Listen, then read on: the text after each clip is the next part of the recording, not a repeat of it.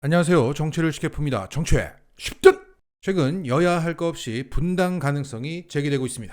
먼저 민주당에서는 박영선 전 장관이 이재명 대표를 두고 고양이 탈을 쓴 호랑이라며 민주당의 분당 가능성을 거론했습니다. 과거 이재명 후보가 대표가 되면 분당 가능성이 있다고 반대를 했었는데 지금 그거와 유사하게 되어가는 것 같아 굉장히 가슴이 아프다고 말했습니다. 그러면서 현 검찰의 행태에 대해서 민주당이 검찰개혁이라는 엑셀레이터를 너무 많이 밟았기 때문이라고 진단했습니다. 또한 최근 당내 일부가 띄우고 있는 이낙연 역할론에 대해서 너무나 당연한 일이라고 호응했습니다. 이 박영선의 발언을 요약하자면 민주당이 검찰개혁을 급하게 추진하는 바람에 역풍이 예상되었었는데 여기에 사법 리스크가 있는 이재명이 대표가 되니 민주당 전체가 위험해졌다. 이제 이낙연이 나서야 한다. 자, 이 박영선의 발언은 정말 기가 막힙니다.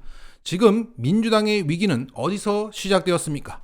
이낙연 캠프에서 시작되었습니다. 자, 이 대장동 사건은 최초 경기경제신문 기사를 조선일보가 받으면서 불거졌습니다. 그 최초 기사를 쓴 박종명 기자는 그 최초 제보자를 민주당 경선 후보 핵심 관계자라고 밝혔습니다. 여기서 핵심 관계자는 이낙연 본인 또는 이낙연 캠프의 공보 담당이었던 박광온 둘 중 하나입니다. 그런데 박영선은 민주당을 위기에 빠뜨린 주범이 역할을 해야 한다. 너무나 당연한 일이야. 이렇게 발언했던 겁니다. 검찰개혁을 제대로 하지 못해서 이낙연이 이재명 등의 칼을 꽂아서 이렇게 됐는데 그것을 곡해하고 두둔했던 겁니다. 그래서 최근 유시민 작가의 조금 박해가 조금 투박해 이렇게 업데이트가 되어야 할 것 같습니다. 자, 이들은 당을 만들지 못합니다. 독자적 생존이 가능하려면 구심점이 있어야 하는데 구심점이라고 해봐야 이낙연입니다. 때문에 이들이 말하는 분당 가능성은 그저 저 고양이 탈을 쓴 호랑이 이재명이 나 공천 주지 않을 것 같아요. 공천 달라 이 소리입니다. 그리고 이렇게 흔들면 혹시나 이재명이 물러나면 정말 땡큐인 상황이고 이 정도의 노림이 있다. 결국 다음 총선에 먹을 게 많은 민주당은 분당되지 않습니다. 공천 달라는 수박들의 잔망스러운 협박이 있을 뿐입니다. 여기에 우리는 이들을 다음 총선 경선 과정에서 깔끔하게 끊어내야 합니다. 자, 반면 국힘당의 분당 가능성은 당 내부에서는 특별히 제기되지 않고 있지만 누가 봐도 갈라지는 길로 가고 있습니다. 현재 국힘당의 전당대회는 내년 2월 말 3월 초에 진행될 것입니다. 그런 가운데 친윤 의원들을 중심으로 전당대회 룰을 자기들 유리하게 개정하려는 움직임이 잡히고 있습니다. 민심에서 뒤지고 당심에서 앞서는 친윤 의원들이 기존 전대 룰인 당심 70% 민심 30%에서 당심 90, 민심 10%로의 개정을 추진하고 있는 겁니다. 현재 민심에서 앞서면서 1위를 달리고 있는 유승민과 당내 의원들 사이에서 왕따를 당하고 있어 당내 세력이 약한 안철수가 반발할 것은 불보듯 뻔합니다. 여기에 오늘 송영길 전 민주당 대표는 방송에 나와 이렇게 전망했습니다. 규칙을 바꿔서 무리하게 유승민 후보를 배제하고 윤핵관 중심의 당을 만들게 되면 국민의힘은 당연히 총선 전 깨질 것이다.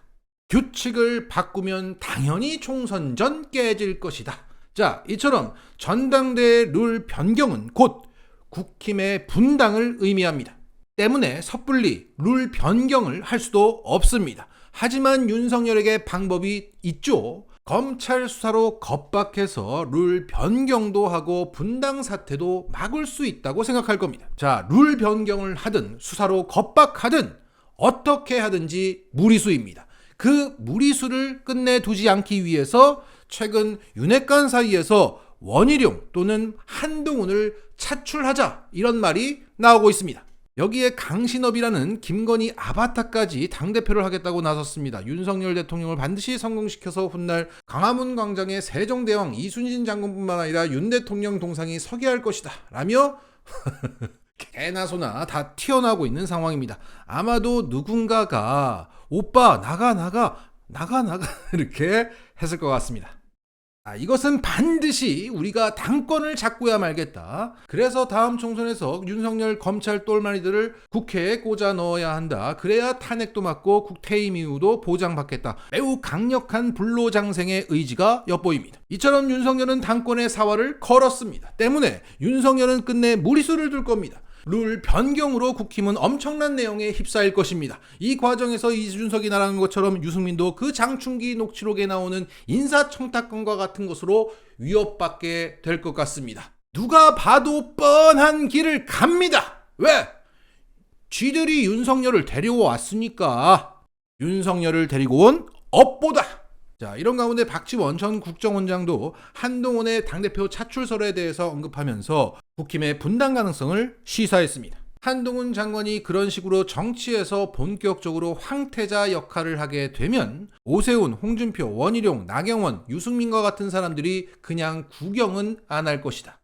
결국 보수가 분당의 길로 간다. 정리하겠습니다. 최근 윤석열의 지지율이 스물스물 오르는 것 같습니다. 보수 가표집이다, 결집이다, 이렇게 얘기하지만 그건 이렇게 중요하지 않고 국민들의 판단은 이미 끝났습니다. 다만 두려워서 그 의사 표현을 주저하고 있는 것입니다. 오죽하면 12구 참사 유가족이 압수수색을 걱정하고 있습니까? 걸핏하면 압수수색하고 진압하고 폭주하는, 그래서 나라를 말아먹고 있는 윤석열 정권에 대한 심판이 반드시 이루어질 것입니다. 국민들은 심판이 마렵다. 12월 2일에 열리는 대장동 법정에서는 기존 입장을 고수하고 있는 김만배와 기존 입장을 뒤집은 남욱이 만납니다. 그리고 변호인 대신 김만배가 직접 남욱을 신문할 수 있다는 예측까지 나오면서 기추가 크게 주목되고 있습니다.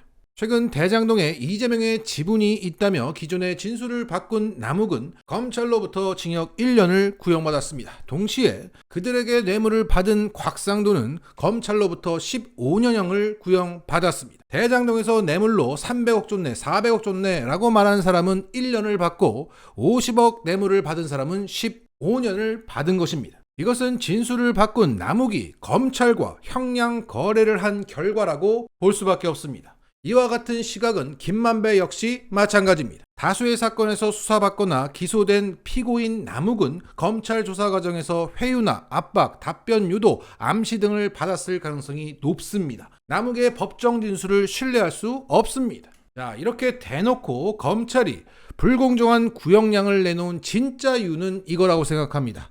너희들도 남욱처럼 해. 그럼 남욱처럼 1년 받고 집위로 풀려날 수 있어.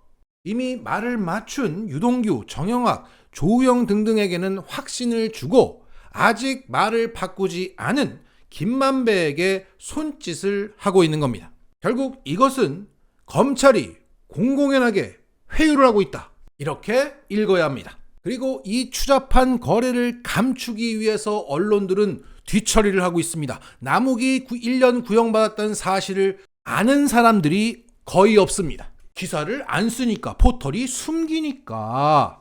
자, 어찌됐든 내일 공판에서 과연 김만배는 기존 입장, 이재명의 방침은 확고했다, 뇌물을 줄 이유는 없었다, 이 기존 입장을 유지할지 아니면 검찰의 회유에 넘어가서 그들처럼 말을 뒤집을지를 지켜봐야겠습니다.